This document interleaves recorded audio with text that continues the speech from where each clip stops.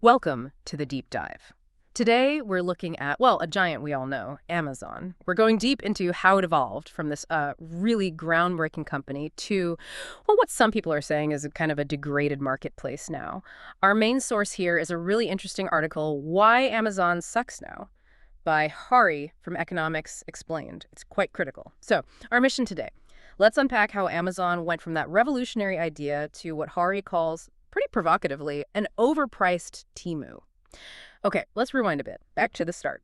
Amazon's original idea, it was genuinely special, really disruptive for its time. It kicked off selling books online, just books. Sounds simple now, maybe, but back then, that was a huge deal. Oh, absolutely. A total game changer. You have to think about the problem they solved, right? Traditional bookstores, they had physical limits, walls, shelves. They could only stock so many books. So they had to focus on the big sellers, the best sellers. Right, which meant tons of other books, maybe niche stuff, older titles. You just couldn't find them easily. Exactly. They were basically invisible in most shops. Amazon just, poof, removed that limit. Suddenly you could find almost any book ever published, theoretically, no matter how obscure. And they weren't actually holding all those books themselves, were they, initially? No, not at first. They were more like this incredibly efficient middleman, a book broker, almost, connecting the suppliers, the publishers, directly with you, the customer. It was a totally new way of thinking about retail. It really was. I mean, looking back, they were essentially doing drop shipping before drop shipping was even, a thing, before it was cool.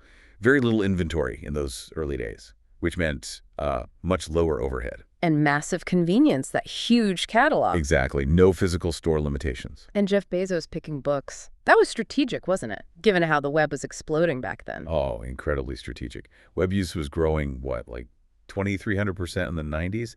Insane numbers. He saw this unique opportunity. Books were kind of the perfect product for that online model. Okay, so that's the revolutionary start. Let's unpack this. How did that shift so dramatically to, well, today? Because fast forward, and the article basically argues Amazon is now bloated with junk. That's the phrase used. Yeah, that's the core argument. And it gives examples we probably all recognize, cheap LED light strips, generic wine openers, those little projectors that seem too good to be true. The mini sands, USB dongles of every shape and size. Right, often unbranded stuff, mostly coming from China. And that brings up a really common experience, doesn't it?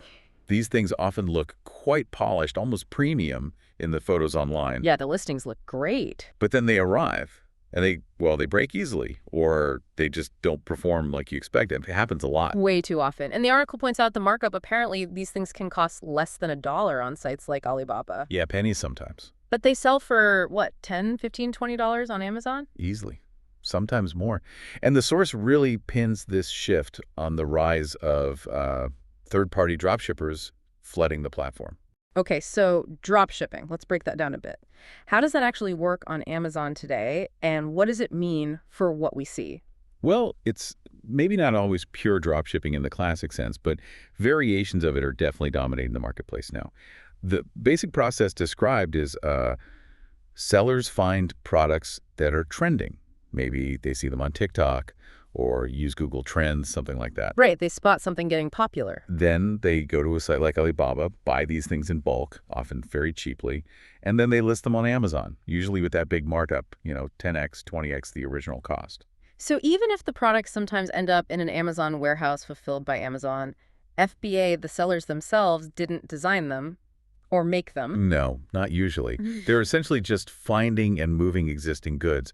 They're middlemen. These invisible middlemen shaping what we buy. Exactly. And it creates what the article calls a thin value chain. The product itself costs very little to make, but the seller's actual profit margin gets squeezed hard. Well, by Amazon's fees, for one, fulfillment fees, referral fees, they add up. And then there's the cost of advertising on Amazon. Competition is fierce, so you have to pay to get your listing seen. So the profit gets eaten up by Amazon itself in fees and ad costs. A huge chunk of it, yeah. And the result for us, the buyers, we just see page after page of basically the same product, often feeling kind of low quality. Seems like making the listing look good, the advertising, the fake reviews sometimes. That's become more important than the actual product. That's a very good way to put it. The presentation over the substance, often. Which leads to this really crucial point the article makes. If the retail side is getting so squeezed, where is Amazon actually making its big money? This part's fascinating. Yeah, this is where the numbers get really, really telling. The source looks at Q1 2025 figures.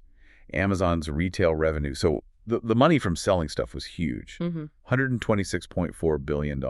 Massive number. Okay, sounds incredibly profitable. You'd think so. But the actual income from that retail, the profit, less than $7 billion. Wait, really? On $126 billion in sales? Yep. Now, compare that to their advertising revenue in the same quarter. That was $13.9 billion. So less revenue than retail, but still a lot? Less revenue, but here's the kicker. Yeah. The profit margins on advertising are estimated at like 75 to 80%. Wow.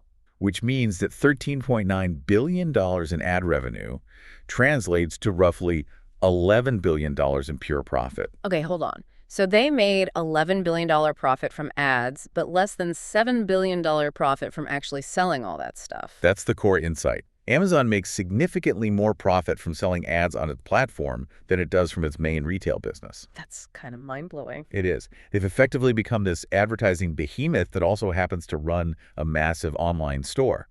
Their profit engine is really fueled by all those sellers, especially the dropshippers, competing fiercely and paying Amazon to get noticed. It's like they profit from the chaos they helped create. In a way, yes. The competition drives up ad spending, which flows right back to Amazon's bottom line. And this ties into that whole social media thing, right? The get-rich-quick dream sold online. Oh, definitely. The article mentions this too. You see it everywhere. YouTube, TikTok. People promising you can make like $10K a month with $0 startup costs just by drop shipping on Amazon. Yeah, those videos are relentless. But the irony, and the article points this out, is that many of these influencers probably make more money selling you the course on how to drop ship.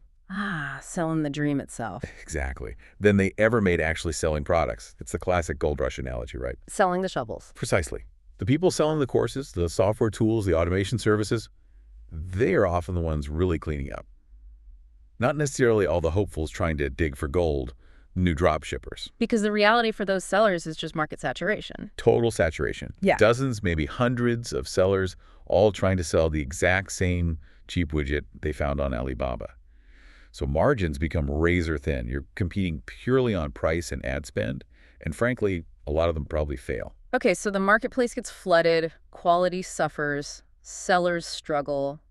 What does this mean for us as consumers? Is there any pushback? Well, the article suggests there might be. It talks about a counter trend called retail strikes back. Interesting. What does that mean? It means we're actually seeing a bit of a shift. E-commerce isn't taking over everything quite as fast as predicted. People are, maybe surprisingly, heading back to physical stores sometimes. Places like Walmart, Costco. Why is that? Well, think about the value proposition. In a traditional store, the argument goes, maybe 80% of the price you pay is actually for the product itself. Not eaten up by platform fees and crazy ad costs? Right. There's less going to intermediaries, shipping complexities, and that intense online ad bidding war. Plus, the data shows e-commerce growth, while still happening, is kind of plateauing. It hasn't completely replaced physical retail. What are the numbers on that? Despite the pandemic boom, online sales are still only about 24% of total U.S. retail. So brick and mortar is still dominant. And physical stores do have advantages, don't they? Absolutely. For sellers, maybe lower marketing costs in some ways. For us buyers, you can actually see and touch the product. Yeah. Evaluate the quality firsthand. Yeah, that's huge. No relying on potentially misleading photos. Returns are often simpler, too. Just take it back to the store. And there's that whole social aspect, the experience of shopping, which you just don't get clicking online. And it's not just physical stores fighting back, right? What about online competitors? Good point. Places like Temu, Shein, they often offer the same kinds of drop-shipped products you see on Amazon, but sometimes even cheaper. Because their model is different. Maybe even fewer middlemen. Potentially. Or different fee structures, maybe less reliance on third-party sellers in the same way. It challenges Amazon's pricing on that low-end stuff. So this all ties back to what the article sees as the core problem, and maybe the solution. Exactly. The argument is that building a sustainable online business, one that lasts, isn't about just copying trends and drop shipping generic stuff. Yeah. It's about building a brand. Yeah. Creating something unique, something you actually stand behind. Which is kind of ironic, isn't it? Because Jeff Bezos himself said something like, Yeah, brand names are more important online than in the physical world. He saw that early on. Yet today, the platform he built is arguably overrun with unbranded generic items, a total reversal. It's a definite contradiction. And the article suggests the antidote is getting back to that idea. Here. Build a product you actually, care about. Put your name on it. Stand behind its quality. That's where real value and, importantly, consumer trust comes from, not just chasing the fastest, cheapest buck. Right. Less focus on gaming the system, more focus on creating genuine value. So putting it all together, this deep dive has really painted a pretty vivid picture. Amazon's journey from this amazing disruptor Totally changing the game. to a marketplace now heavily shaped by profit-chasing third-party sellers and really powered by its own massive advertising business. Yeah, that's the trajectory outlined. But interestingly, the source doesn't end on a completely negative note. There's a hint of maybe cautious optimism. Oh, really? How so? Well, it suggests that maybe consumers, like you listening, are getting savvier. We're becoming more aware of the dropshipping tactics, the quality issues, and perhaps, just perhaps, real brands are starting to matter more again online. People might be actively seeking them out. And the dropshipping model itself might be showing its limits. Possibly. As saturation bites, as platforms may be cracked down, as consumers get wary, its appeal might be fading. It might be losing some steam. So if Amazon could somehow steer back towards prioritizing, value, quality, legitimate brands, maybe there's a chance it doesn't just become this endless scroll of disposable gadgets. That seems to be the hope expressed. Yeah. That it's not necessarily a permanent state. Which leaves us with a pretty big question for you, our listener, doesn't it? As we all become more aware of how these platforms actually work, how the products get there, who's profiting, how does that awareness shape our choices? And ultimately, what kind of online shopping future do we want to help create with our clicks and our dollars? Something to think about.